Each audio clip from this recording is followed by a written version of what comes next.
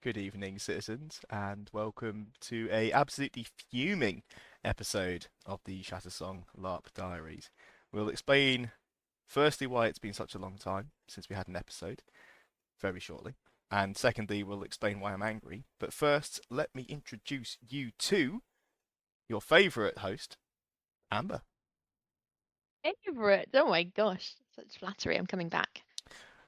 Oh, fantastic. Well, I was going to say that, favorite in a certain way, but not to insult any previous fellow hosts or any previous guests. But I guess we have to double down on it now. It's on the internet and it's basically gospel. It's out there. Yeah, it's You're over. never going to escape. No. So speaking of no escape, we have not been able to escape life for the last month, I think now, since we posted. And a lot Been has a long happened. time. Yeah, a lot has happened in that time, actually. Would you like to start the list? I don't even know where to begin. I mean, like personal life wise, we've both had career changes. We've been on holiday. We've been doing Amber and Chris stuff. And then LARP wise, we had you had Menace. We've Yes. got Bastion coming up. We've got so many more coming up the rest of the year that we've been like prepping for. But I think we left off at the end of Empire. But yeah, lots kept us busy in a way. Yeah, definitely. I've been in. We had a nice little trip up to Nottingham, where we got to play in Sherwood Forest with bows and arrows, which was very cool. I've been in Dubai and then Sweden, and then finally gotten back yesterday. So we thought rather than actually spending any quality time together or enjoying each other's company, we'd like to talk to all of you, the silent majority on the other side of this screen, right? We might need to start again. Sorry, I just accidentally clicked something and it opened a ping thing. No, nothing happened. And what we can do is actually loop this into the episode now.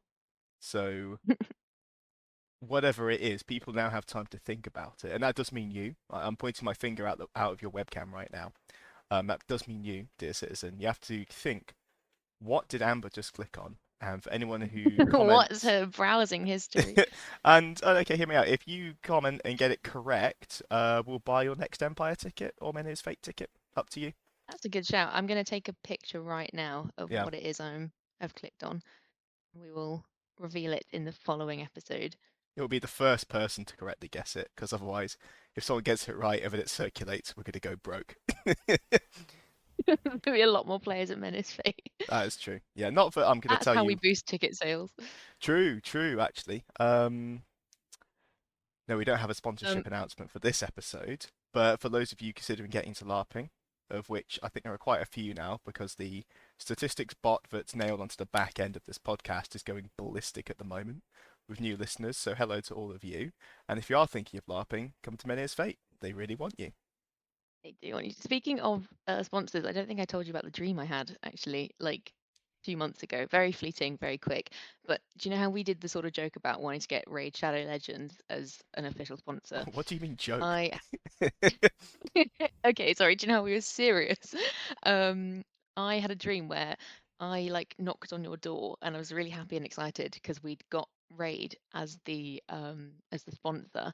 And then you were reading the contract and you suddenly got like really angry and I was like, Chris, calm down, what's going on? And you were like, you've got Raid the fly spray. And I was like, what do you mean? And it's the angriest anyone's ever been at me in a dream. And I was like, what does this mean outside of the dream sphere? Um, yeah, it made me chuckle. I can't believe I forgot to tell you that. Damn. I'm honoured. I'm a little bit shocked that I'd be, incandescent over such a flammable fly spray, but maybe that is the avenue we go down. Yeah, fly Yeah, sprays. yeah, have to keep our eyes I mean, open it'd for be that. quite useful at LARP. It'd be more useful than a game, I guess. Yeah, true actually, because if you're playing on a mobile game at LARP, I think you've misunderstood the intent of LARP. But if you go into your tent and find that it's full of spiders and bees or ants or whatever, then I guess raid spray You can might use help. raid, spray. Speak. This is why we don't have sponsors. Yeah, and this is actually Anyway, yeah. Sorry, back to when I tailed off. Yeah, Dubai, Sweden. How was it? Um, Dubai is a very strange place, Hmm. and uh, without going into any more detail, that's it. Uh, it made me very proud to be British actually. For those of you who don't know, Dubai basically has like a slave caste, and it's a very jarring place to be. And yeah, when I got back on home soil, I was like, ah, okay, you know what, this is pretty good. And then Sweden was lovely. Sweden was this last week, and that was a glorious combination of forests and sunshine and whimsical green grassland, and it was very like Hobbiton, like Nordic Hobbiton is the only way I can describe it. Absolutely gorgeous country, and I'm very very keen to go back. But that's not we're not here to do a holiday cast. We're here to talk about why I'm angry, and why I'm angry is that Empire has started to post winds of war and winds of fortune up, and we're in one of them. We are the title photo, the Pine Wheels, the title photo for. Let's go to the Winds channel. Follow me, my friend, Most, yeah. which I believe is for Rhinos. Yep, so we're all there. There's good old Ostermere at the front leading the charge. The Pine Wheels, myself included, are behind him, and we've got good old Sigmere in the back with our banner. Now, you might think, dear citizens, that this is a wonderful occasion. It's not. We've been labelled as winter markers, and it makes me so angry. Disgusting. It's like we're wearing the furry hats, we've got the scale mail on, and I was like, "Are you joking?" So very much a double-edged sword in that regard.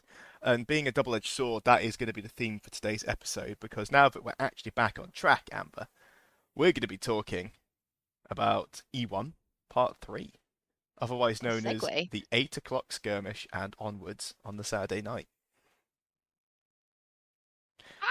Yeah, how do you want to start that? I'm trying to remember where we left off because it's been so long. I think we left off with I'd come back. You were very angry. People dead. Lots of tears.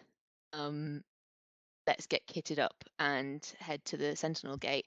And I was actually rethinking about this moment the other day, and I remember there was actually a point where we weren't going to go on this skirmish because we were both so tired. And it was when we were in the food area, the OC food area. We were like, "Ah, we've had a good weekend. Let's just finish it off with like a nice easy battle." And I remember us both going one last one for the week. And if I could go back to any point in time and just shake myself, it would be that one.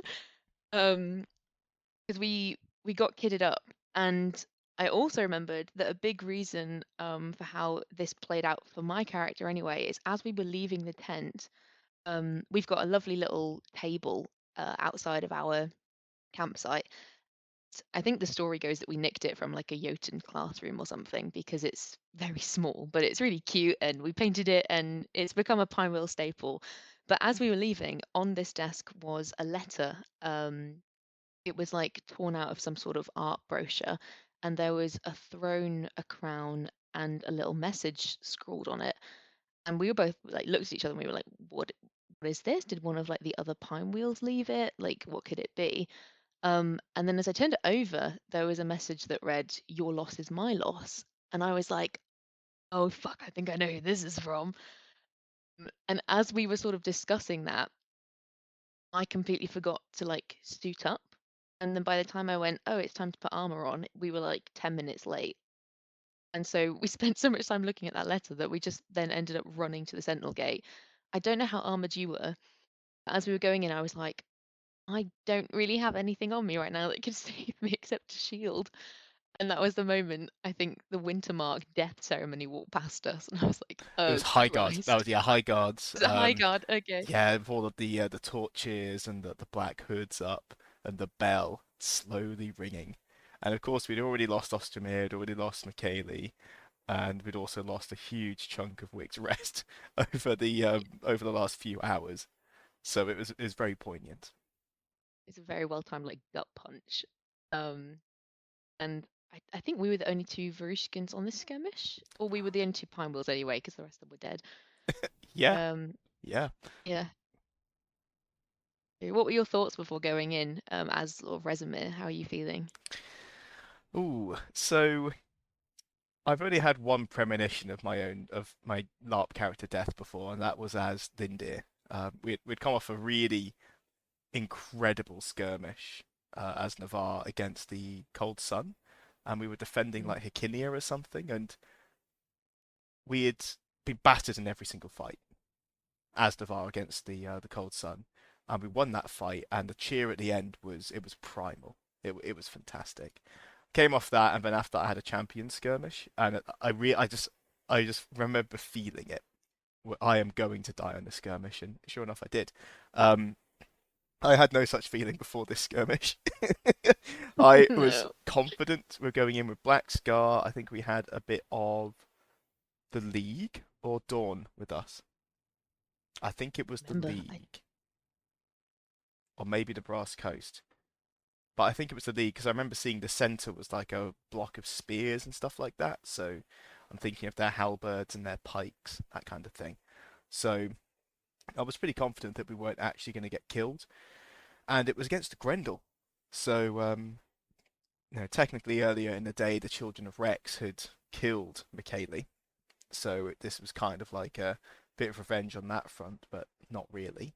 But also the Grendel themselves are they're very good at a strategic level because they've got fleets and there's lots of them and they can get everywhere. But in battles, when they start to lose, because a lot of them are mercenary soldiers, they start to run.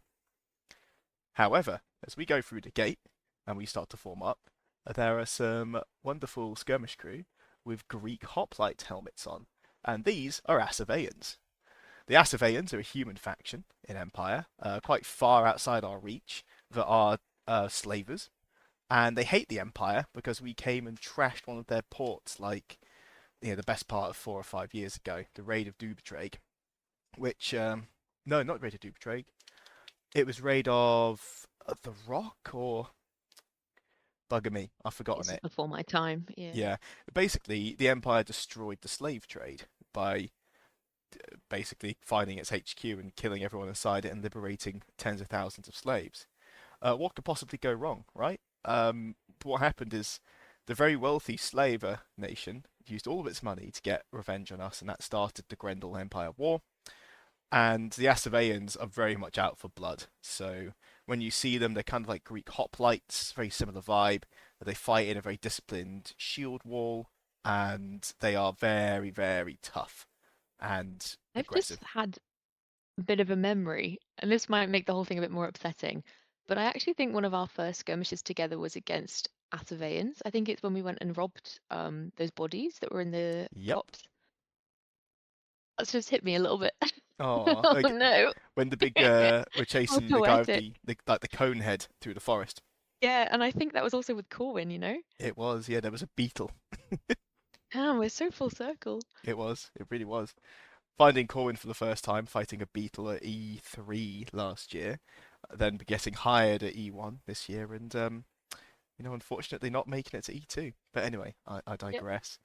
We'll talk about that now. So we're advancing up the field, and they're just waiting for us. They look a bit strung out, and it really does feed into the power fantasy that we're going to win because they look strung out, and we've got Black Scar with us. They're kitted out and they're prepared for this. They've been waiting a few hours for this. They've got all their armor on and everything. And we thought with the league, great. They're ready for a scrap as well. However, as we get close, I'll describe it from my point of view because it's very brief. I hear the word charge echo across the line, so I charge. I go in, and the whole combat doctrine behind both the Pine Wheels and Black Scar is when you charge, you don't run forwards and then stop in front of the person on the enemy front rank. You don't stop at that person. You actually walk through and you target the person in the second or the third rank. And the idea is that the first person to hit a line crumples it and makes it disorganized, and then your friends behind you will deal with the people behind you. So you are almost certainly going to go down. but it's with a great degree of trust that you have to rely on your comrades to get you up. And when you can rely on them to do that, you will win pretty much every single battle. That didn't happen in this case. I hit a charge, I go in, 4-on-1, and as I'm dropping to my knees with no hit points left, one of the Asaveans say, "That wasn't very smart, was it?" And I'm like, "What do you mean, Scott?" And as I fall, I turn around. I see the line about 10 meters back. It's been pushed away, and in my head, I'm like, "What the hell just happened?" Because I just went into a 5-on-1, and surely they could have done something. And then I slumped to the floor. Amber, over to you. Okay, so from my perspective, so we're all going up in the line. Someone does yell charge, but almost immediately after that charge is called, I think two other sort of either skirmish leads or mm, not even captains, just two people of authority in this line, um, sort of say no very quickly, and it's like more hold the line because I think this was supposed to be more of a negotiation. I might be wrong, but I think that's what the purpose of the skirmish was. So as we're marching up, you've heard charge, and you're very hard to stop when you get going. Like you gallop through the line. You go through, people sort of jog behind you, myself included, because we're like, someone's gone in. The usual protocol is to follow. As soon as you go in, the Grendel kind of see that you're not getting back up, let you through, immediately close the line behind you. So you're just behind the line. Oh no. So I see this. You go down on your knees. Me and there's some, I think it's either a Navari that's not attached to Black Scars next to me. I start yelling because Danica is like, "I can't lose another fucking pine wheel today. It's just not happening." So we start clobbering at them, and it's very clear that we're not going to get through by ourselves. So we try and go around the line. And as we go around, he falls and then I fall as well. And the line pretty much does the same thing to us that they did to you. So they step over us, and then almost like a semicircling happens where um, we're now all outside of the actual skirmish and no one can really get to us. I don't know if you got back up, um, but I didn't. Oh, It I was horrible. I did. So if we smash cut back to Chris's point of view, there's another Navari who's brand new. I think they're one of Corwin's friends, and so we'd given some spare kit to them at the start of the weekend, and I'm just yelling like, "Yell louder! They can hear you. You're closer. Yell louder!" And we're screaming and screaming. And I don't realize that you've gone down because it's all maybe 40 meters away at this point now. I can't see what's going on. But the Imperials have gone from utter confidence to utter shaken defeat.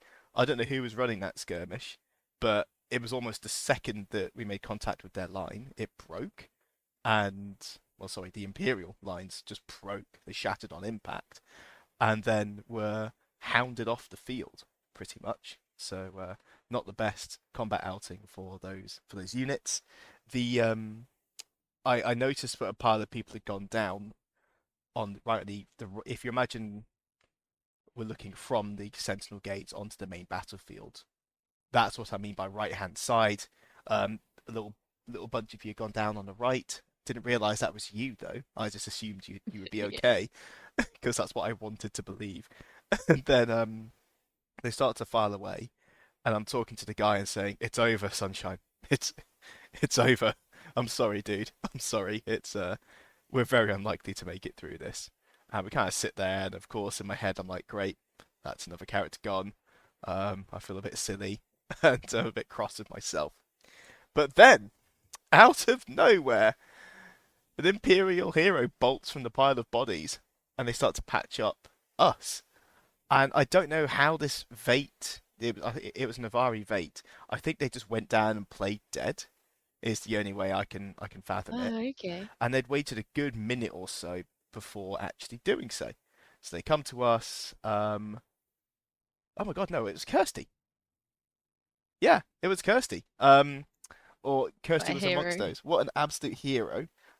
Played B or no, I think yeah, played B until last summit when I think she died. I think she's in Wintermark at the moment, but is also the proprietor of the Crimson Moth and Menhir's Fate. Fantastic player, fantastic person. And then Kirsty and Co. come up and then they patch us up. And there is one Grendel. Oh, This poor Grendel has seen like, uh-oh, they're getting back up and runs to engage us. And we're all panicking because we're like panic deer at this point, thinking, crikey, we're about to get absolutely thumped if they know we're here. So we go in on this lone Grendel and chop it to bits. It's like sort of four cleaves through between the four of us and a swift execution. But it's not enough, and of course we have been spotted. So what we do is we quick snap plan, run into the woods because maybe we can hide. I have forgotten that in the copse at this point, the front end of it has been taped off because a tree's fallen over, so it's a no oh see my gosh, thing. yeah. And I thought, great, we can go into the copse and trundle down, maybe take the path on the right hand side, and out of the field we go. But what's happened is, like, it's a seriously big chunk of the copse has been cordoned off, and it felt really, really gamey to run to the path on the other side. But it's like between the main field and the forest field, and run down Mm. that, and then scoot back in, almost via the monster gate. That was just too gamey, to be honest. So we all run into the woods, and we have another desperate fight against a couple of Grendel who've jogged to meet us. And unfortunately, I get my leg cleaved at this point. So there's a little bit of a standoff going on, and I'm screaming, "Kill them! Just kill them! Kill them quicker! They're gathering on you. You have to win now, or it's never." And we all get chopped down, unfortunately, again. Smash back to maybe not you, but to the wider group. The rest of the skirmish is now being pressed up against the Sentinel Gate, or at least the waystones where you deploy onto the field. And I think some negotiations are starting to kick off. We start screaming for help, and I'm pretty sure they can hear us. I'm certain they can hear us because people afterwards told me, but they could.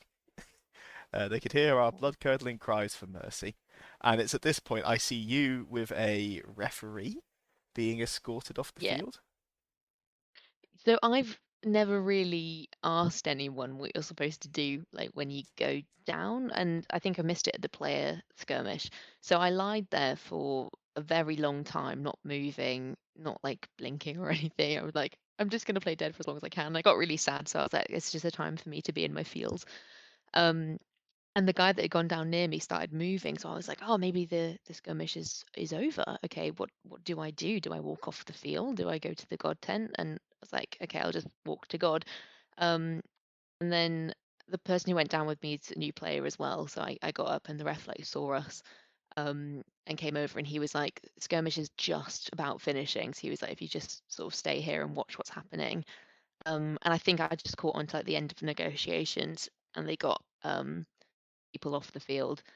And then the ref did this really lovely sort of you're dead, really sorry. And sort of I didn't expect it, but it was very much like if you're feeling, sad, there's people you can go talk to. And he was asking us questions about our characters and if it was our first time and things. And at the time, I was actually I mean, I'd had my little time on the floor. Um, but when I was still on the battlefield, like after things had finished, I felt okay. Um, and I was like, okay, I don't really have time to think about this. I just need to go into God. And then I looked across and I saw that you'd gone down as well. And I was like, for God's sake. It's like I thought at least one of the pine wheels maybe made it. And I think I just came over to you and it was just shaking my head. And I was like, I just don't know where to begin. Um, but yeah, I guess we'll get on to losing characters now because it's rough. It's really rough. Yeah, and that's not even the worst part of it. Well, it is. I guess it is actually the worst part of it because Danica did unfortunately die on this particular skirmish. Rest in peace. You will go through the labyrinth swiftly, I'm sure. But no, did did Resimir die? No, no he didn't. He um he was taken into slavery. So what happened after we were cut down in the woods is again somebody manages to get up and start giving us potions, and I was thought like, that's a bit sus. because it's been about 3 or 4 minutes. I was literally on the final 15 seconds. So when I see them running near me, I'm like, help me, cousin. I feel I have 5 moments left. And I literally did. I'm like, I am so close to dead now. Yeah. And they run over and they say, drink this. And I'm like, oh my God, you've got potions as well? The ref came over and was a bit like, can you just explain to us what you've done? And basically, he had also played possum. And they were like, okay, fair enough, play on. Off you go. So we play on, and then of course the Grendel turn around to engage us. And at this point, the fight's out of us. Kirsty's being hacked into bits. One of the other players with us runs off to the right, and they're just torn apart by four to Grendel. I've got my sword and shield, and I'm just walking towards one of their bosses, who's like, "Come on, then, let's have you." And Resume is a priest of prosperity. Is how I'm going to start framing this this virtue Just here. defense.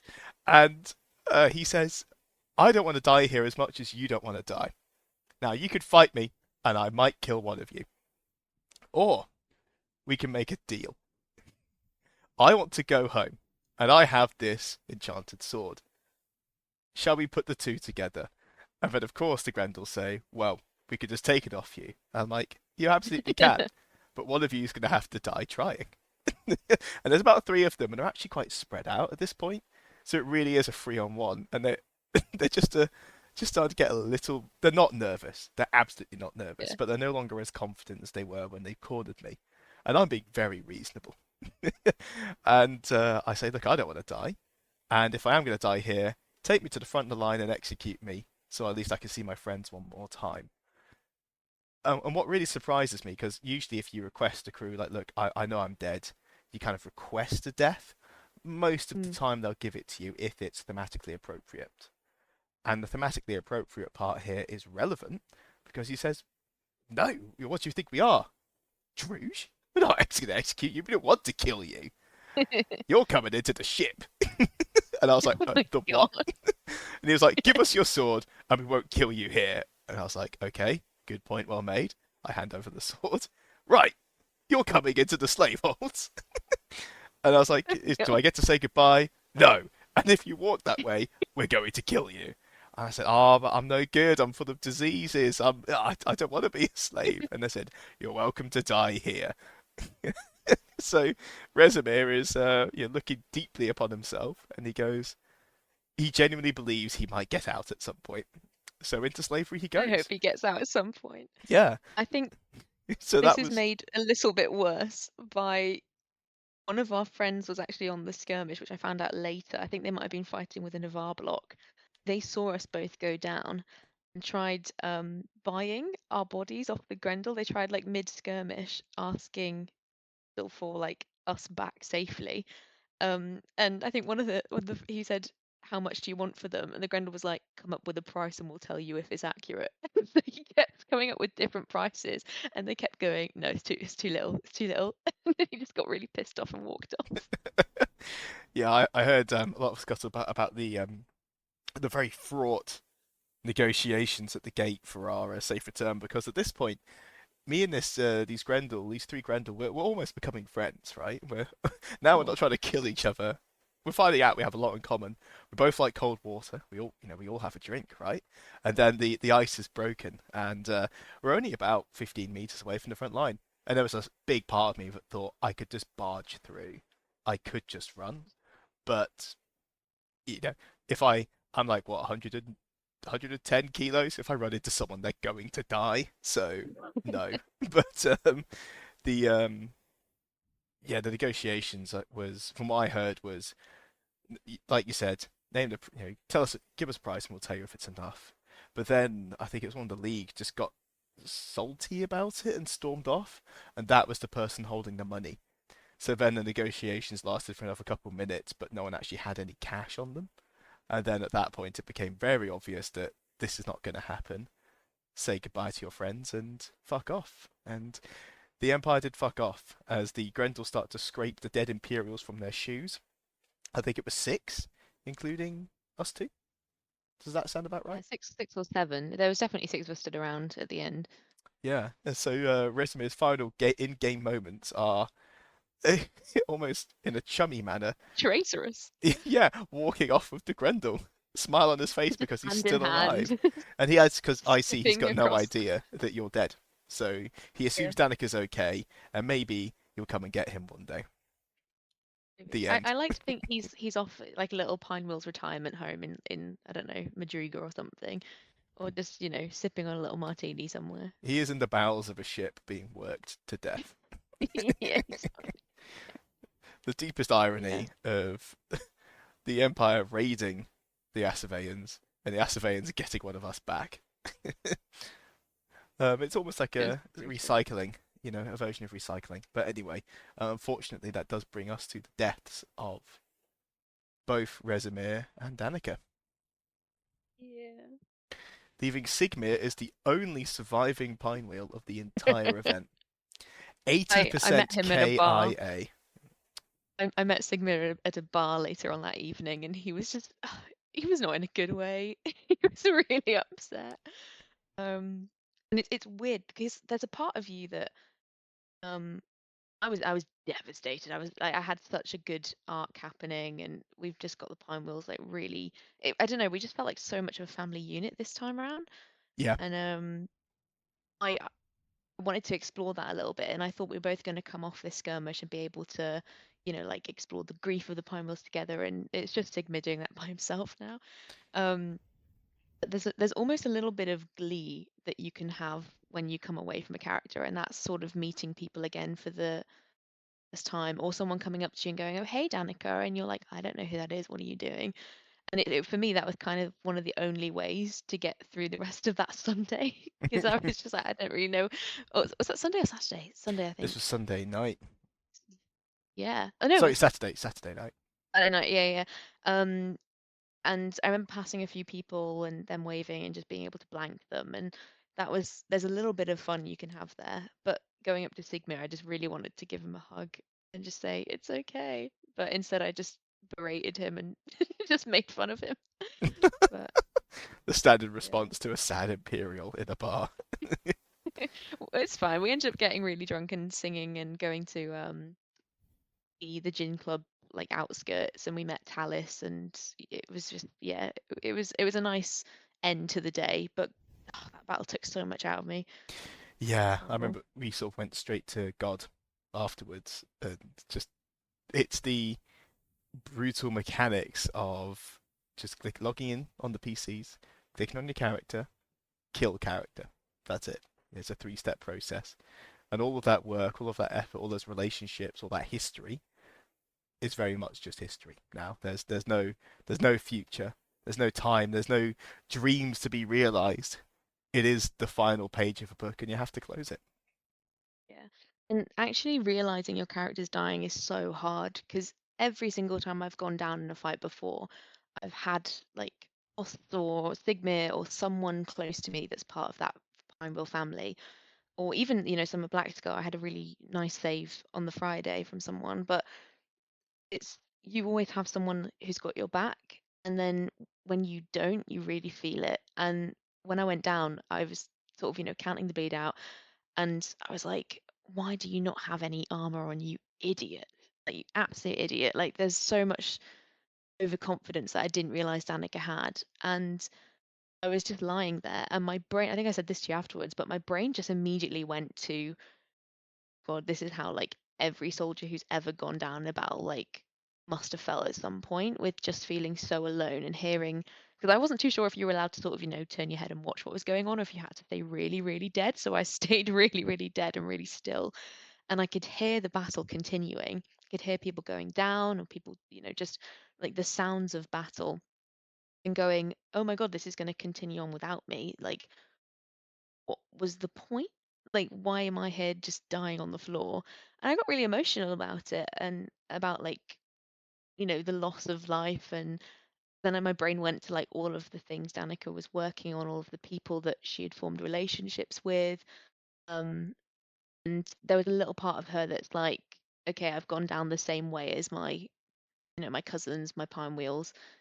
So, in a way, my debt to them is paid. And that was like the last kind of thing she thought. And then it was like, lights out. Oh no. What do I do now? It's really heavy. It's really hard. Yeah, especially when you have so long to think about it. It's not, Mm. this idea of a quick death is a good death. Maybe it has a bit of truck when you're getting executed as a monster, right? But as a player, monsters don't execute you unless very rare circumstances. So you've got 300 seconds or something like that to ruminate on what is about to happen, and you It's just gotta awful. hope. And the worst thing is, about 2 weeks ago, I was looking at my old character sheets and I found out that I had it was like an unstoppable or relentless or Relentless, wasn't it? something. Yeah. Yeah, that I just completely forgot I had on my sheet and very likely could have saved my life in that circumstance. But yeah, that was just I read it and I was like, for God's sake, Amber, like yeah, yeah, it really annoyed me. But um it didn't hit me until afterwards, really, when we were seeing people who we'd had relationships with, or were pine wheels that we just didn't know. And I don't think we had that much time actually to process it because we, thank God, went back and then someone was like, something's about to go down in Conclave. And it was almost like a 5 minute stop off at our tent and run to Conclave. Was it Conclave or National Assembly? I can't remember. Which was this? Sorry, This was for the this is for grand Pickers. reveal. Yeah, Yeah. so that was to Senate. Oh, Senate, there we go, that's the one. And I remember we just ran there and we sort of knew what was about to happen and we've been excited for it, for a couple of days and we'll reveal all now. But it meant that we didn't have a lot of time to process our characters' deaths, I don't think. Yeah, I think we sat Um, at the table for a little bit because obviously Joe and Ollie, who had played Ostamir and Michaeli respectively, they'd died earlier, so they'd spawned back in and just sort of been doing their own thing. And we all sort of sat down and just went, yeah, it's got fucked up, and we had like a little bit of an yeah. OC kind of just a whoo, let's have a rest and relax. I think we had a couple beers and just let it sink in because we did have our dinner later that evening, but not before, of course, the drama in the Senate building. Yeah, and I didn't really know what to do like with character wise. I was like, who do I play now? So I was like, okay, I'm just gonna have a little bit of a filler character for the evening. Take it a bit easy. And I don't know if you did the same, but I was like, I'm just going to try and restyle some of Danica's clothes a little bit. And then I was like going through the box and I was like, oh no. And it was just like, here's all the things she'll never wear again. Like, oh, Jesus. the Um, the worst is when you have and physics with really good fake blood. So when like the next day you start looking through the clothes and they're literally blood soaked, and you're oh like, God. oh, that's mine. Oh dear. Oh, it's really tough. Um, but yeah, that was quite nice, just chilling. That's when also when I found out that the letter that was left outside the tent was indeed from Blythe. Um, So that was like, oh shit, I'm gonna have to see him later and check in.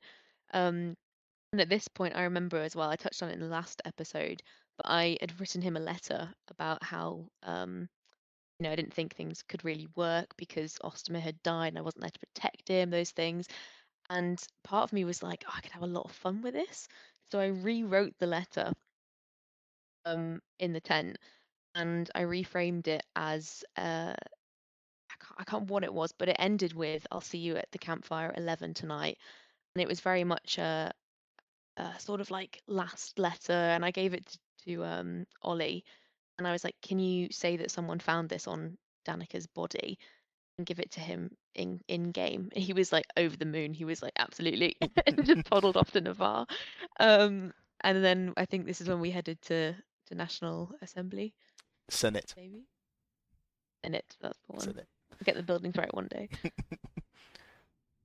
Yeah. So for those of you who don't know, the Empire has had an antagonist. You might hear that Whitecap is the protagonist of the Empire. Some people agree, some people don't. Of course, if there's a protagonist, there is an antagonist. And at E1, and perhaps for a couple of years prior, the antagonist was called Picker's Gold Leaf. Ooh. Now, I'm not going to go into the background of it because I think some of that is still find out in play. but I'll tell you what my character saw from the point of view of being in the Senate building, and we'll leave that information there. So we've come back in. I've picked up a what I've decided now is my permanent post character death character, which is Colonel Rostov, second in command of the Pine Wheels, who hangs around near Anvil just in case things go wrong and only shows up when someone dies, who looks like me, who is very cross and very impassive as to what had just happened. More than anything, he's embarrassed about the amount of casualties we've taken, and we need to get the company back on track. We need to get to profit because we're paying out far too much on the life insurance.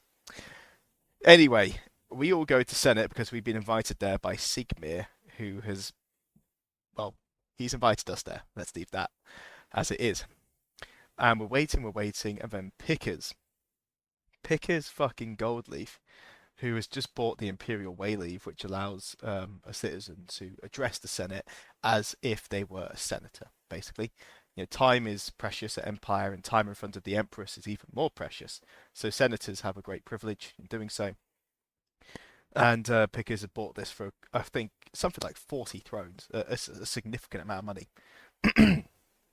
Anyway, Pickers stands up and has written an address that is to be discussed. He then crumples it up in his hands, and he starts to begin this evil monologue. I can't remember the exact words because I was stunned it was happening, but the up and down of it is that you've laughed at me for too long, and I tried to I think he tried to bring something in years and years ago, but I didn't have a big enough stick to force it through. So I went and made some friends, and I got a bigger stick. Those friends are called the Grendel. And there's a gasp of horror in the Senate building as people immediately realise, oh my god. And some of the senators are going, traitor, traitor, just yelling in the pits. And he starts to explain how the Empire is weak, and he's done this for his reasons, and I see, and I won't explain it OC, but I see Colonel Rostov does not understand. He also announces that he has some protection in the tent, so Black Scar are in there watching all four corners, and that is very odd because they don't have enough of an attention span to go on a bar crawl, let alone actually do guard duty. And bear in mind, this was exactly 163 seconds after the re-election of Bam Bam as Senate Guard Master. So security should have been the tightest it would ever be after a re-election. But Black Scar are there, and like halfway through the monologue, they kind of go, "No, we're out, we're leaving." And then because people start talking in the audience, this is when things start to break down a bit. Pickers has started to explain that he's got a fail-safe, and of all people to ignore this, it is an Urazeni Mero who bursts from their seat and in a frenzy of stabs, slays poor Pickers in front of the Empress, blood spurting across the tent. And Pickers had perhaps come in a lot more battered than most people. Some might say with venom in his bloodstream and only one hit point remaining because he anticipated this, because again, he's always one step ahead of the Imperials. And I've got to say that when an evil mastermind is in the middle of their monologue, confessing their crimes, why the fuck do you jump for them? Because surely you consider it for more than a second. There's got to be an if, right?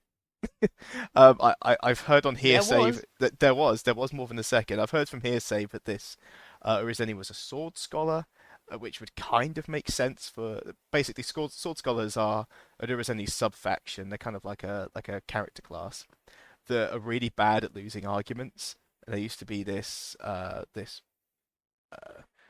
founder called Suleiman or something like that. And she went around the Empire, especially when it was early on in its history, debating highborn virtue pilgrims, and would either beat them, or if she couldn't beat them, she just killed them instead. So a notoriously bad loser. I'm paraphrasing for dramatic effect, but hopefully those who know get my point. So anyway, this Urizeni, who are meant to embrace arret and calm.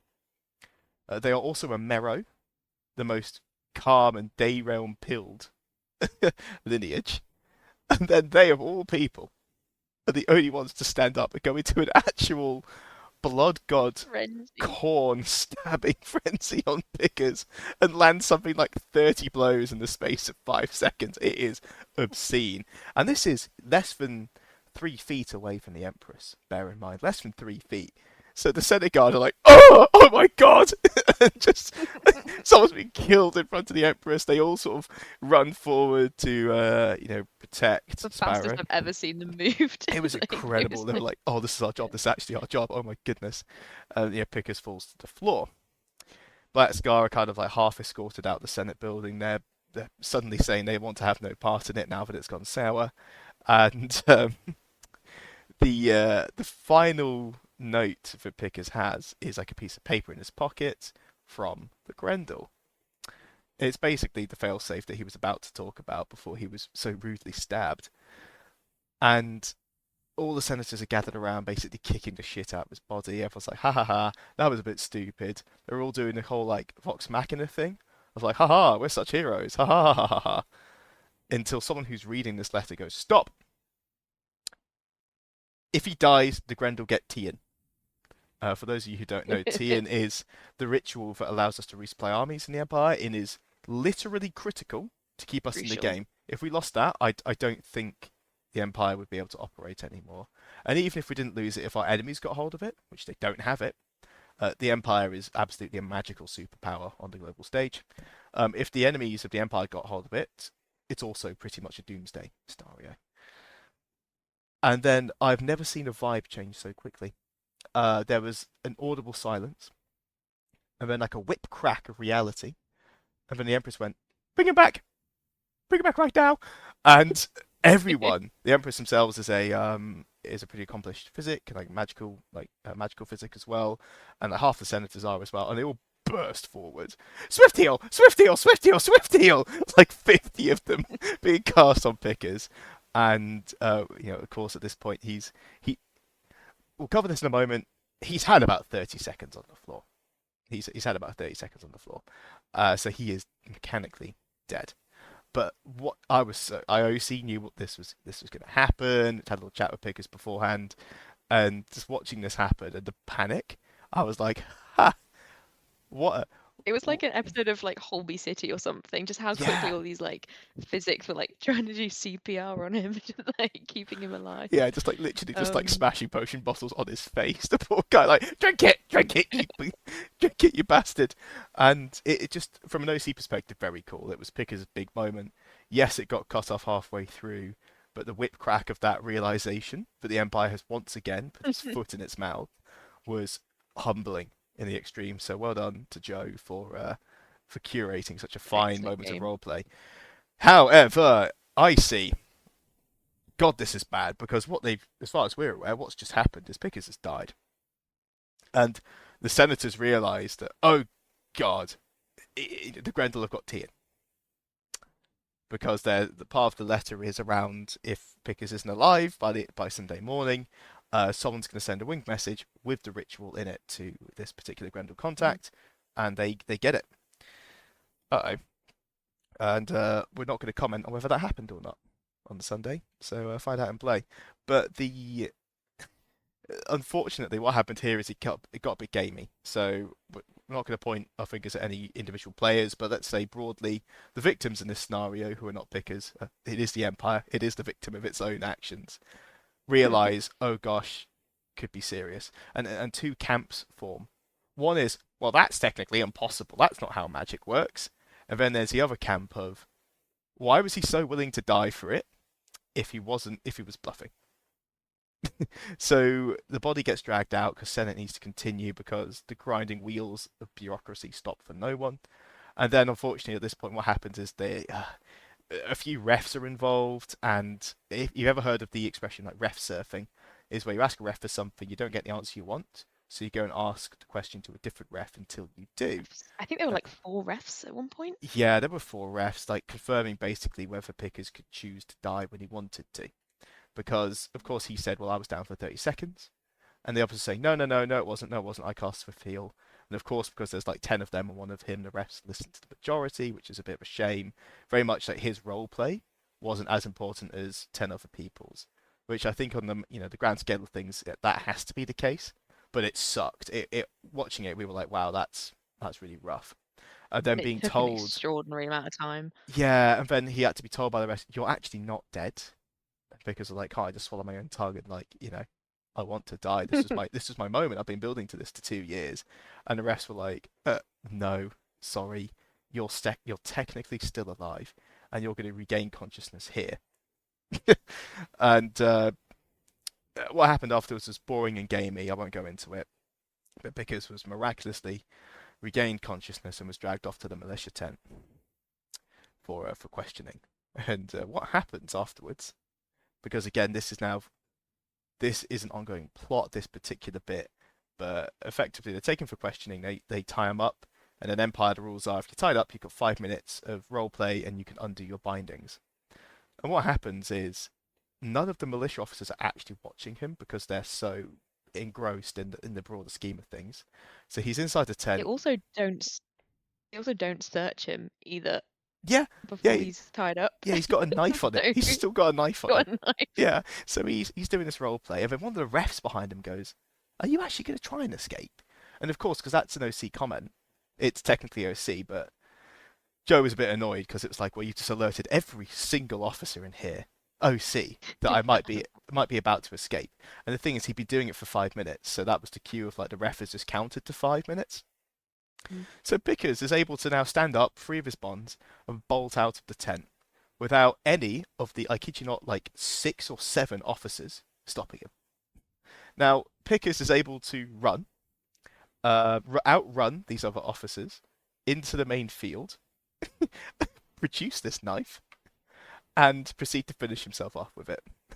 And when they get to him, I think the final lines are like, should I heal you?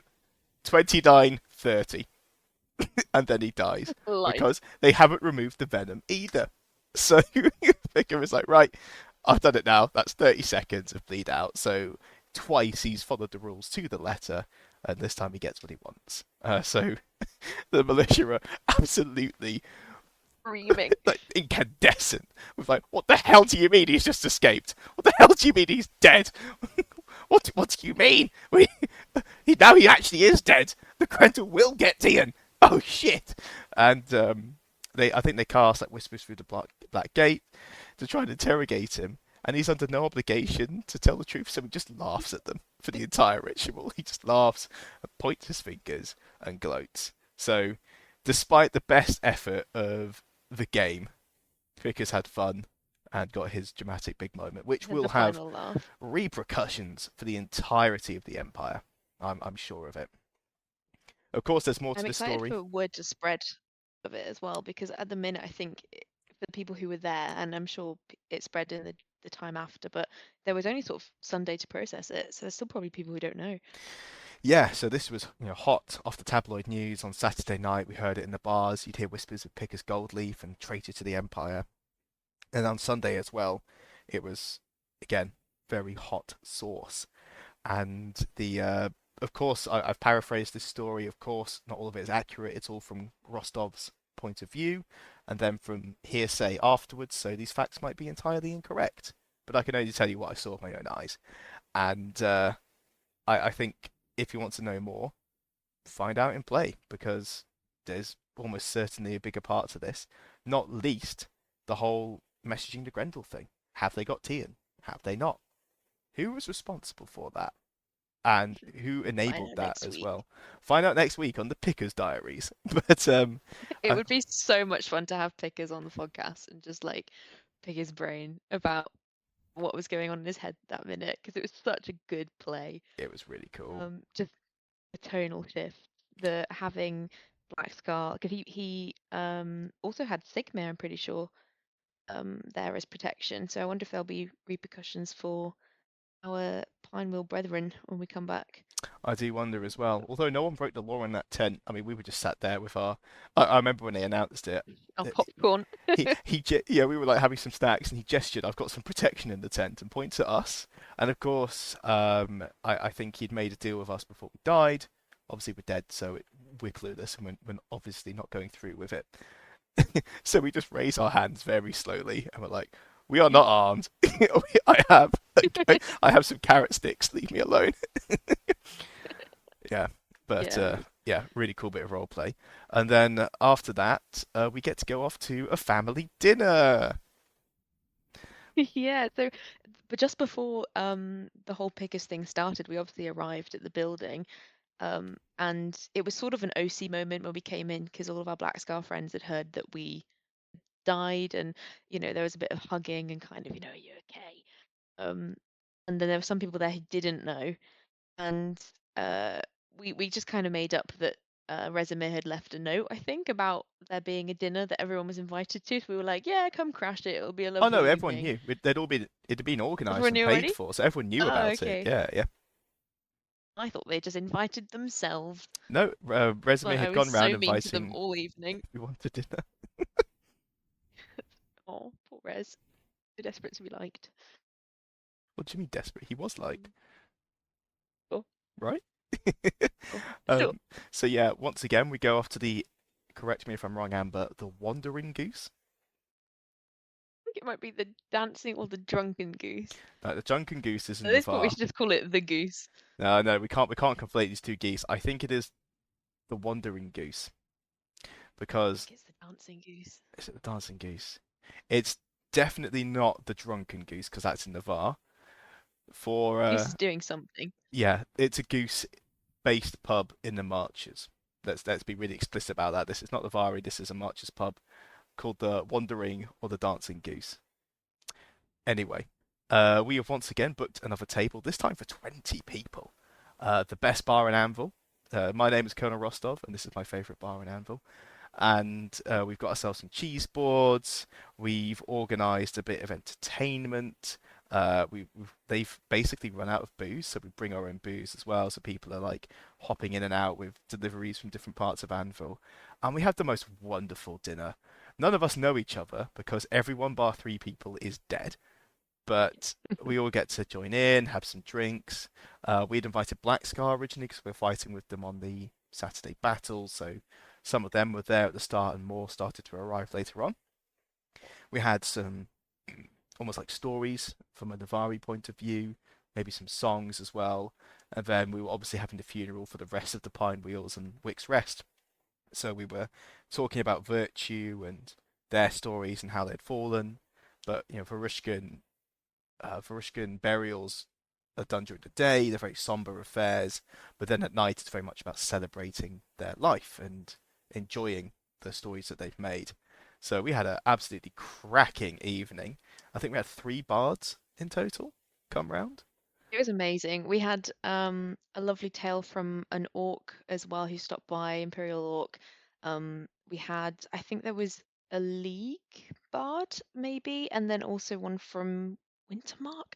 Maybe we got those wrong, but and we ended up all just chipping in with our own stories and our own songs. And I've never been to Songs and Stories at Navarre, but it was almost like that vibe. It was really wholesome. It was almost something like out of Lord of the Rings, where we've all got our tankards of mead. And there was a really funny moment where an orc passed by who was selling homemade mead, and they were like, "Do you want to sample some?" And me, Finn, Bops, and a couple, I think it was our end of the table, were like, "Absolutely, let's try some," and we loved it. And he was like, "Okay, you guys have this for now. I'm going to go back and get you some bottles." And he left a huge picture of it, and we assumed that was That the was sample ours. that he Yeah. Oh left. gosh. And so we all start drinking this like pretty much like jug of mead, or I can't remember what it was, whiskey or something. It was so And he beautiful. came It was like back with some the type of mead. Yeah. bottles. Yeah, he'd come back with the bottles that he was selling us. And we'd accidentally drunk his taster pitcher. We didn't realize that this was the pitcher he was taking around to other people to sell to.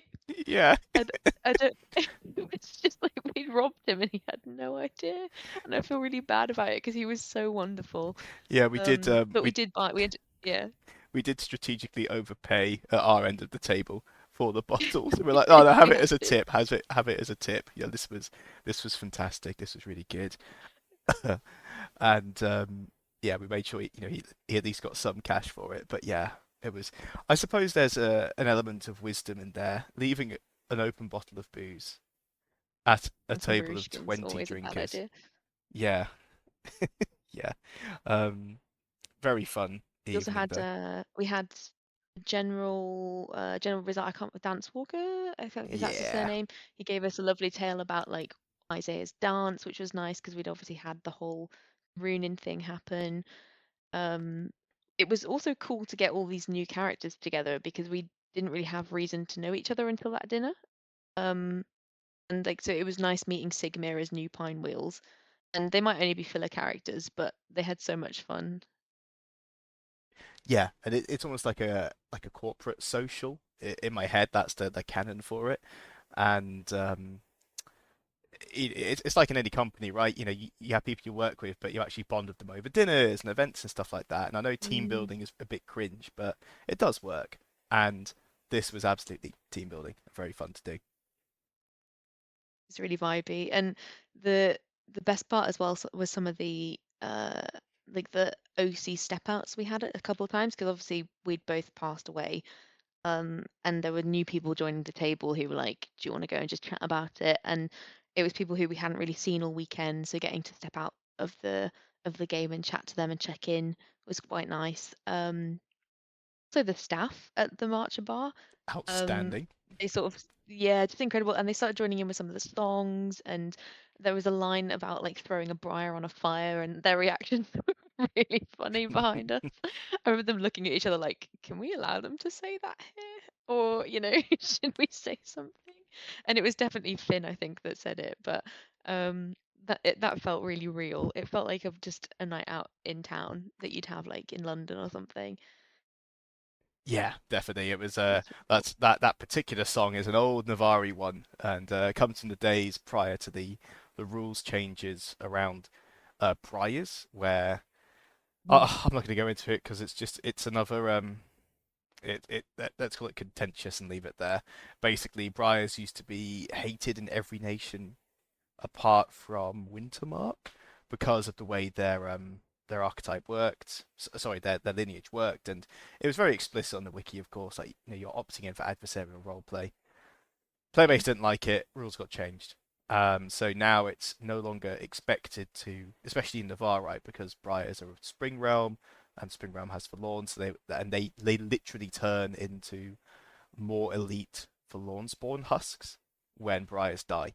So Ooh, they'll okay. turn into Dryads or Hulks and stuff like that because they're already attuned to the Forlorn.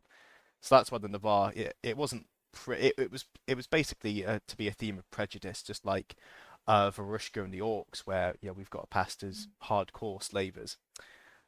The same thing is for Briars and Navarre, but then some players, let's say a vocal uh, representation of them, went to PD and said we don't like the theme of prejudice in this game, so it was removed. So now it's optional for Navari to dislike Briars, and they've retconned out the section on them turning into more aggressive for lawn spawn.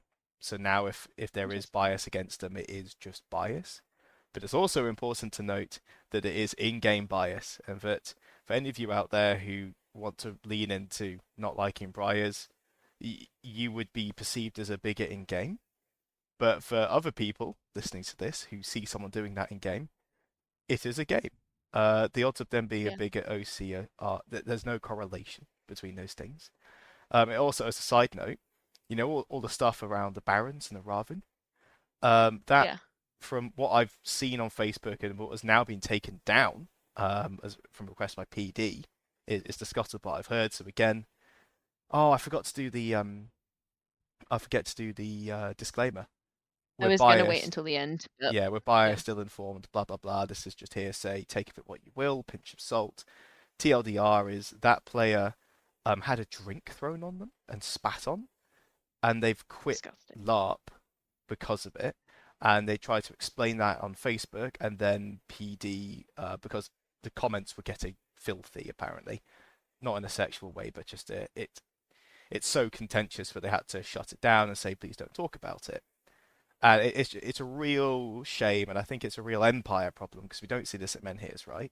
Where players, however many of them there are, cannot differentiate between real life and OC actions versus the IC actions of certain characters. And they also conflate OC events with IC events, and it's not it's not like Doctor Who where there's like a social commentary subtext running through it. Empire is Empire, and it's got orcs and shit in it, and it's kind of cool. It's not meant to be a realistic reimagining or reinterpretation of 21st century politics. So a real shame there for that player because I think to have done something contentious like that is at the heart of a PvP game like Empire. Yeah, But to get like spat on for it, I mean, Jesus Christ, what it's what a awful. reaction! And also as well, like there's playing and embodying hatred in your character, and you can be, you can despise someone else's character, but you do have to remember that there's a player under there, and like things like spitting, like throwing drinks, it's just like that's such an extreme reaction. Mm, Yeah, and for what is an yeah, in-game it's just decision quite that happened in neglectful, downtime. It's words on a page. and it's yeah, Yeah, it's a bit annoying. I'm actually surprised at how little I heard about the whole barrier. I mean, it was probably much more prevalent in Dawn, but I thought it was going to be a bigger part of my game, this event, than it was. I really didn't hear kind of anything about it. yeah, But I we were was so hoping busy dying that too busy fighting a didn't. real fight. Yeah, But I don't know. I didn't even really see anything at MC about it, or it was yeah, mentioned. But yeah, because we were in there. I was expecting it to kick off literally as MC started and have protests when we were doing the whole banner dedication. But yeah, nothing. I think the senator of the barons got killed. They got murdered, yes, yeah, I did hear and that. the empress has addressed that on their address. Check it out on the wiki. Oh. Yeah. Mm. Not you right now, Amber, but for you, dear listeners at home, check it out on the wiki. It That's addresses what it. I was searching at the start. Yeah, Spoilers. yeah. So bit Mm. disappointing, but slight tangent on OC behaviour. Um, booing on the streets, all that stuff. In-game stabbings. Use the mechanics of the game. Don't go and throw a drink on someone because that's really shit. Not cool. And you Yeah. just, like people put effort into their costumes and things. And if it's like someone threw like red wine over me or something, I'd be livid because that stuff just doesn't come out. Yeah, or it's like a hot drink, you burn them, or like if you've got wool, Yeah. it'll shrivel it up or something like that. It's yeah. There's just so I just it's one of those decisions where there were so many opportunities to not do that. Surely. There's so many more cooler mechanics in game of showing hate towards someone, you Yeah. know. Religious fervor. Go into the synod building, go into the hub, and have them inquisited and executed. Easy. Done. And more game for everyone all round. But Yeah, more game. alas, Alas. Anyway, yeah. back to nicer things. Um, I think and a that's lovely meal. yep, lovely meal. Um, this is also where it was quite a nice send off for our characters, but it was also the point where I realized that there were like repercussions to dying that affect other people's game and other people's emotions. If like, because for me it was a very personal thing, and I was like, I've died, it's my loss. But then when you're sat with your friends and um you're watching them go on without you, it's quite tough. It feels like it's actually a group thing, which I wasn't expecting.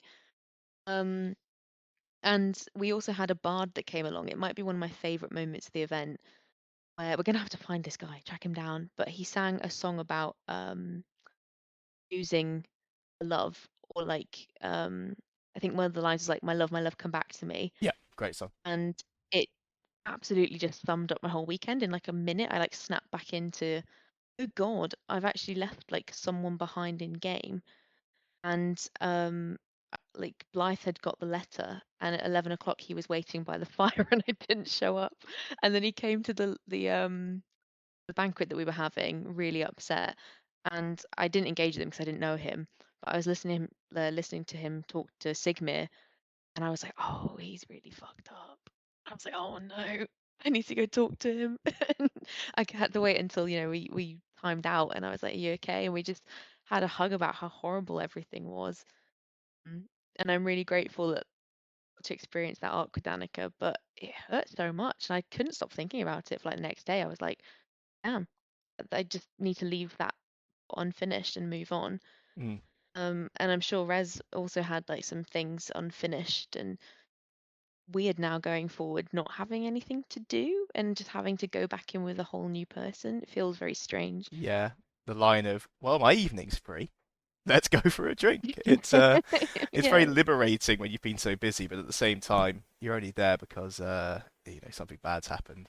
I mean, this is my 12th Mm. character now, so I'm averaging 3 events per character. So I would say I'm used to death, but Rezimir really hurt more than Pletimir because Rez had to reprove himself rather than being the de facto leader at spawn in when we first started doing the whole Pine Wheel thing. So Pletimir was just ostensibly in charge. Rez had to earn it from previous veterans, and then building everything and building that momentum, building out the company, only to see people he cared about die, people he'd employed die. He's watching not just the emotional side, but the business as well. This pride, this prosperity in building this company, and Mercs being killed left, right, and center, and then capping it off with his own death. It was a rough event, but it's while up. It felt like it was a self-contained dramatic film, and whilst I think most LARP characters are more like a TV show, like a series, because each event is a series, sometimes you do just get episodes that were a film, and I think this was a film for the Pine Wheels at E1. Yeah. Not a very happy one, but No, it was it felt like the road at yeah, and points. it really did. I think as well the little part of me that was relieved that I didn't have to go because I was feeling so much guilt Saturday. Come that last skirmish when the High Guard procession went past, I started crying because I was like, I just it was a bit of an OC and an icy reaction where I was like, I feel so heavy with everything that's gone on, with like all of the sadness that I might have caused people. And then when we had that meal, I was like, oh, I don't need to feel those things anymore. I probably still will, but I don't need to. Um, and the relief of, I'm sure we'll encounter it again. But the relief of just having a Sunday where I didn't have to play that game was quite nice. It was hard to process after the battle, but it was like, okay, I've actually got nothing to do. I'm just going to enjoy the Sunday. Um, and just, think about what's next. Yeah, I went to I think I went to bed after the dinner started to wind down around midnight because we had monstering in the morning. But I think did you have a little drinky Oh, poos it didn't afterwards? wind down. It did not wind down. I think you left about 11, maybe? Yeah, something like that. I didn't get back to bed until about 2 o'clock that morning. It was insane. So we carried on drinking at the marches, and me, Bida Reese, he went to Gin Palace where we met Talis, and this was still time in. So Talis is like, "Hello, Danica," and I'm like, "No, not anymore." And just was like, when you have to do the whole, "Oh, I heard on the wind that this person went through this," and um, we had a really nice conversation about loss, and then one started doing like the succulent Chinese meal like meme Yeah. for different like empire beverages and things. It was very funny. And then we just ended up going on a little bit of a walk around Anvil. When it got to sort of about 12 o'clock, it became a bit more of an OCIC conversation where we dip in and out of talking about the events of the day as you do, sort of like you're with your friends. So we were sort of getting close to time out. Um, And then I'm pretty sure I dropped Sigmir off at a conclave rave. I poked my head in, it was wild, and I was like, if I step in right now, I will not make it to monstering tomorrow. And I made the very big girl decision to go and turn it in for a night. But I heard great things about the conclave, so I should have stayed. But Congrave. Fantastic. uh, but yeah, and then we had monstering the next day, which I was in a bit of a weird headspace for. I think that was the day where it was probably a mixture of like the alcohol and the emotions, but I was very much not in this headspace for monstering. Um, Yeah, we're fighting and as the only Goten, thing, which is the surefire way to just kill any enjoyment for the mood. monsters as we stand in big blocks in the sun, waiting for the Imperials to Mm. attack us. have a fight, That said, lose, die, repeat. that said though, it thing that did save that skirmish was the incredible yoga that we um managed to take part with before the fight, which I think saved that whole fight for me. Otherwise, I probably would have just left mid-fight. It was just going so badly.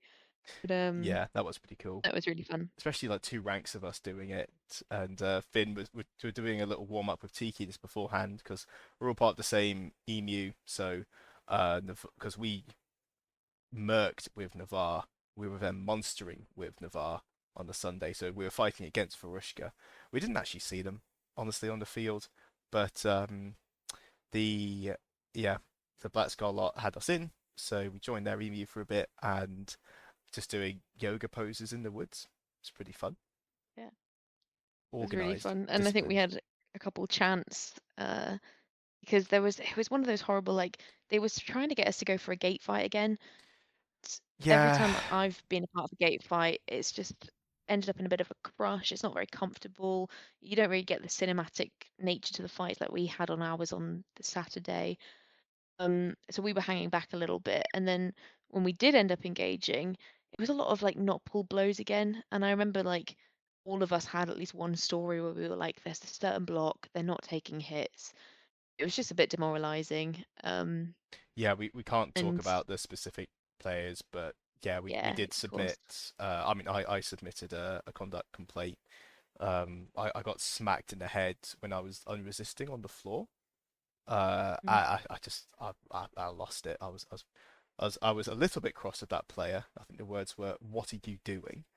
And then I went and found a ref and very calmly explained that I was not happy, and then I was salty for the rest of the day because I get it. The campaign map, fighting Jotun, they're a big threat, but I'm so sick of it. And it's every event, pretty much every event. There's always one Jotun fight, and it's just shit compared to the others.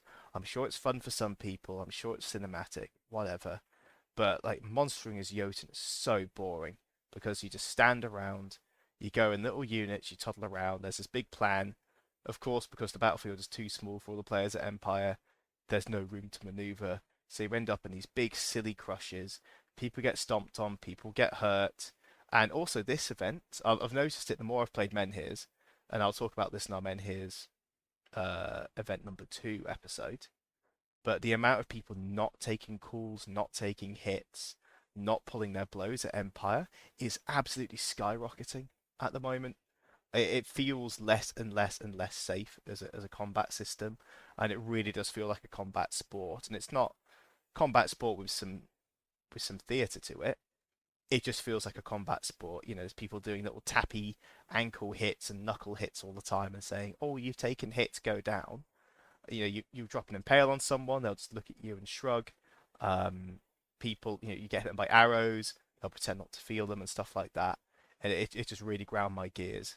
And of course, like you said, we're not in the best mood because we've lost our characters, but it still doesn't detract from just how for monsters on a Sunday, it's gorgeous weather. It was lovely and sunny, but being told you're in a Jotun line fight for 2 hours, ugh, shit, rant over. Yeah, yeah. Just I think um every time you spawn in as well with the Jotun, it's very samey. There's not really a lot of fun you can have with it. Whereas the Grendel fight, we could go and hide in woods. You can be a bit more sneaky. You can, taunt players, and the big thing with the Jotun is the honor, but which is fun for like the first few times. I think I've only played them like 3 times, but once was enough for me to get the kind of flavor of them. Um, and I just still don't think I fought as the third one, Jotun Grendel. Druge.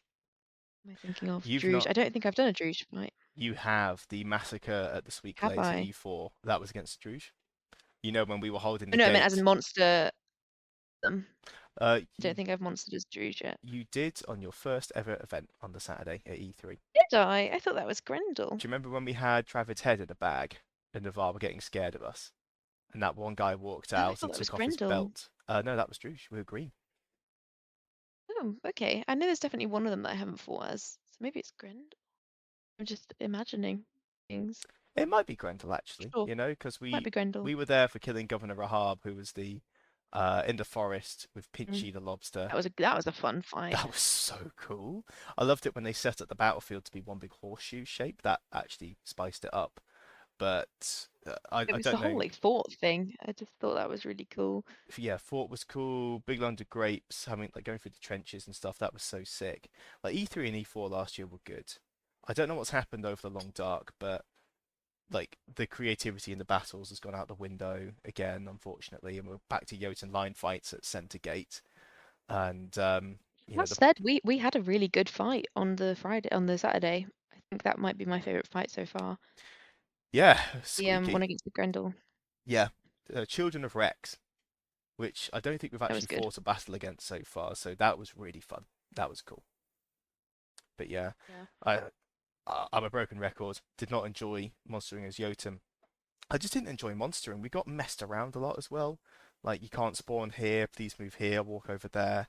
It was um it was a genuinely boring slash bad experience. I don't think I've ever had that before with monstering. Pretty salty. A little ray of sunshine though was the lovely kit that our friend Finn had spent a lot of time on, and I think he deserves a little shout out for that because we did look very cool, Absolutely, we looked cool as and hell. very uniform. Yeah, it's very fun. We had So big shout out, Finn. little capes We and did. It was very tabards. cool, Yeah, and and it, oh, go on. I was just gonna say I really love every time that I see someone stick a wig on an orc mask. I just get a little flutter of joy, and I'm like, that's cool. And I think our emu had a lot of wigs, which made me very happy. Yeah, orcs of hair, objectively cool. But no, after that we sort of timed out in the Black Scar camp. We just spent some time chilling. We've come up with a nice angle, I think, for the Pine Wheels to re-enter on. I'm still not entirely sure about a new character. I think I've got an idea of it, but um, I don't know if you found this the first time you lost a character, but I'm finding it hard to not take a path that maybe Danica would have taken, if that makes sense. Like the game that she was invested in, I still really want to engage with, and Oh, I'm like, do it. Absolutely do it. And there's, look how many people in the UK want to be politicians, for example, or want to be astronauts or whatever. There's lots of people from different backgrounds and different walks of life will want to do the same thing. Your character is just one of those different people. So yeah, play Danica Mark good II if advice. you want to. That's as a 12 deaf character, I can wholeheartedly say that the first six of mine were scummy little bandits, and I had a great time doing it. I did it in a slightly different way, but I'm paying to go on holiday. I'm paying to have a good time. Don't feel obliged to do something totally different. I think if Yeah, I you think I change your will, name and your but outfit and maybe change the tact you use, so at least it's discernibly different. But otherwise, yeah, go for it. yeah, I'm excited. I don't know what to engage with. I've got to do a lot of thinking over the next 2 weeks. I think it's in 2 weeks to go. Yes, it is only. I can actually whip out my calendar.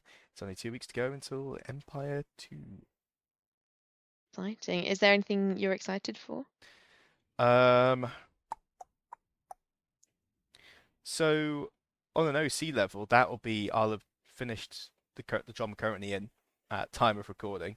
My final day is on the 17th, which is just after Empire, but basically my final day is the Wednesday prior. So on the 11th, which is just before Empire starts. So I will go into a weekend scot-free. I've got a couple of weeks off. I'm looking forward to just relaxing into that. I'm looking forward to the new tent we have literally just got today. Hopefully we get to use it. Fingers crossed. I am also looking forward to the plot we've got for the Pine Wheels. We've got to rebuild, we've got to recruit, we've got some political agendas we want to push. I was asking on the Fruishkin Discord around some mechanics for Senate, and basically what we're going to try and do is help out Navarre financially a bit and get something built, which I've never done before, so I'm very much looking forward to that side of the game. Um, and also just getting the unit back because I know we've all been massacred, and that is objectively bad. However, it proved that we can build something really fucking cool in a single event. and there's nothing stopping us from doing it again, and we can do it quicker. We might have different characters, but we've got the same players, and I think we're going to be able to pull the ripcord out and rebuild very quickly, and then continue and not die this time round. Fingers crossed. Touch wood. Touch wood Hope so. indeed. What about you? What are you excited for ET?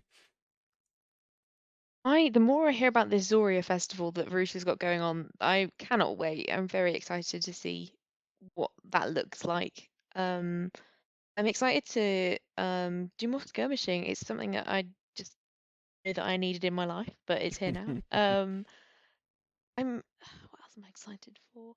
I'm excited to like be, be more confident with the character. I think because like Danica was like my first character. I think last event is when I really fell into like I don't know, I just felt way more confident at this last event, and it's something that I learned with that character, but I'm excited to start a whole new character and be just confident from the get-go, if that makes sense. Mm. Um, and start just going and looking for opportunities without worrying about the consequences or I was really scared of losing her, and now that I've lost one character, I'm still gonna absolutely hate it if it happens again because I think I get quite attached, but I feel a bit more safe now than I did before. Um, but and I'd like to be a bit more mischievous with my next character. I don't know Mm. what form that'll take, but Danica was very sort of stick to the roads and the lines and the law, and the Varushkan brief is to be very law abiding. So how mischief can work its way into that, I'm excited to find out. Yeah, some little low-level scams, and we'll see what that crack of corruption leads to in Mm, later events. Very exciting. yeah, very exciting. Right. All I right then. suppose we can do like a pre-Empire event closer to the time, but I think you're coming up to about an hour now. We're actually at 1 hour and 26 minutes and 38 Oh seconds. my gosh, a Yeah. bumper episode. We're treating them. I think they deserve it. We've starved our poor listeners, and congratulations, here's an hour and a half. That if you've got to this Oh, point, you know you've had an hour and a half, so I guess it's not even a treat anymore. It's a well-deserved, hearty meal at the end of a long road. give yourself a pass on the back. Yeah. Give yourself a pass on the back. Is that what you just said? Would someone pass on their back? It I don't came even know what across that as looks like. right. Okay, you've got two things to comment on. The first is what did Amber click on at the start of the event? First person to comment correctly, we will pay for your Empire or Menhir's Fate ticket. And secondly, those of you who heard pass, please comment pass. And if you heard passed, or sorry, pat, pat. See, you got me doing it now. If you heard pass the back or pat on the back, please start arguing in the comments below. And whichever argument wins will validate whether Amber or I is right, which is very important. Important. If no one guesses correctly, do the listeners have to pay for our tickets to I Empire? don't think we can do that just yet. I Yeah. don't know. I'm gonna go away and Google some law. Anyway, I guess we'll catch you on the next one. We will indeed. Thank you very, very much, dear listeners, for joining us once again. We've got some Men Here's Fate episodes. We've got Bastion coming up in a couple of weeks, and we're definitely going to do an episode on that. We didn't do one on Bastion number one, but we'll get round to it soon. Might do both together. We have got Hoist potentially.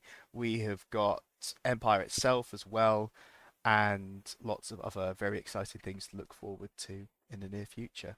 So until then, stay on the roads, obey the laws, and listen again. Ow.